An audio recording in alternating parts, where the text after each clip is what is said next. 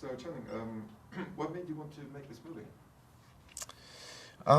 You know, I think just the fact that it didn't come from a comic or some already movie that's been done before and it's like a remake. It just came from some original place, and we got a chance to really realize something that hasn't been done, I guess, before. Your character has such a unique way of slicing through the air, at top speed, but it's not flying in a traditional sense. Can you explain how Caine gets around? Yeah, in real life it was inline skates, it was rollerblading. And that was a bit concerning when I've never skated in my life. I did grow up in the 90s, and they did come through Florida, and I think I put them on like once, and I think I landed right on my back as soon as I put them on, and I didn't put them on ever again.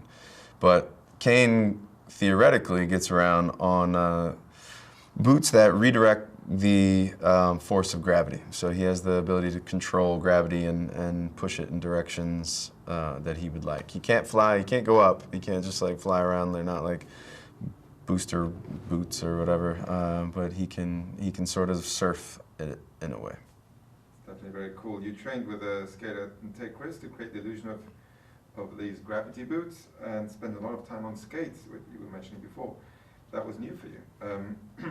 What was that process like? It was, again, like I was saying, like I'm not very adept with skates, especially inline skates, and I don't know who is nowadays, but it was just really the fact of not taking them off. You just live in them and go around, do little things in them, because fighting in skates is a completely different thing. You do some sort of move or whatever and you overcommit, you land on your face. If you lean back too far, you land on your back. And with these skates on, you have to sort of stay in the center, and it was a very hard-earned learning process. Following up on that, compared to other films that you've done before, what can you say about the level of stunts and action that you accomplished here? That was probably one of the most attractive things to me about playing a part, because the Wachowskis didn't even know how they were going to do some of this,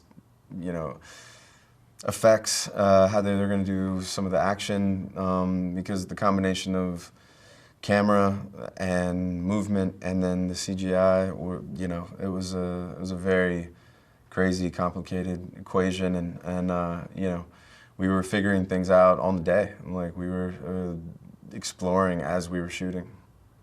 Do you feel your dance training has an influence on your ability to handle the physical demands of this kind of action? Yeah, I mean, I think dance in any situation physically will help you. It teaches you just control of your own body and control of your own space in relation to someone else's space. Yeah.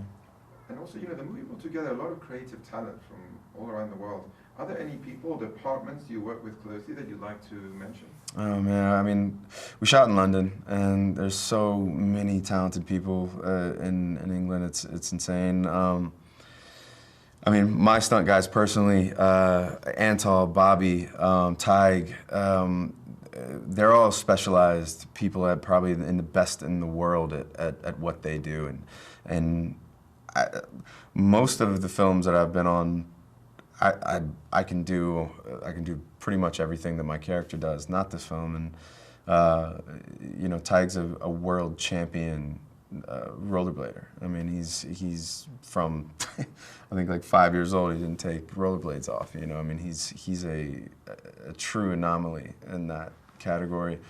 Bobby is, I mean, there's nothing he can't do physically. I mean, he could run up this wall and do anything that I mean, he's just like he defies gravity, and he looks like Brad Pitt, so it's insane.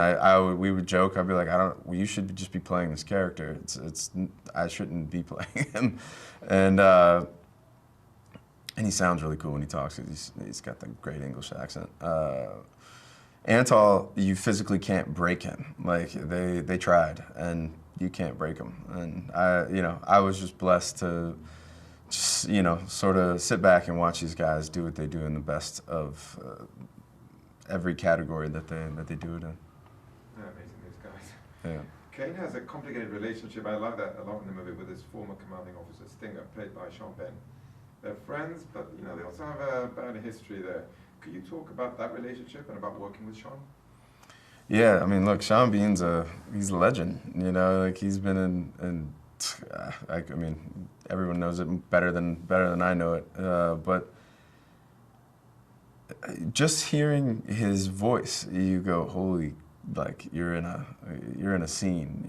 Like it's this epic scene. It's just got an iconic voice. And he's a iconic actor, truly. And what can you say about the relationship with your character? Because I really like that in the movie. So Sean Bean was the commanding officer of Caine, my character in the film, and the history was that Caine bit a royal, and in a moment of rage, really broke the law, and Stinger, because he loved Caine and was in charge of Caine, fell on the sword in a way, and when Caine was about to be put down and put to death, he spoke up for him and took it and got his basically stripped of all his authority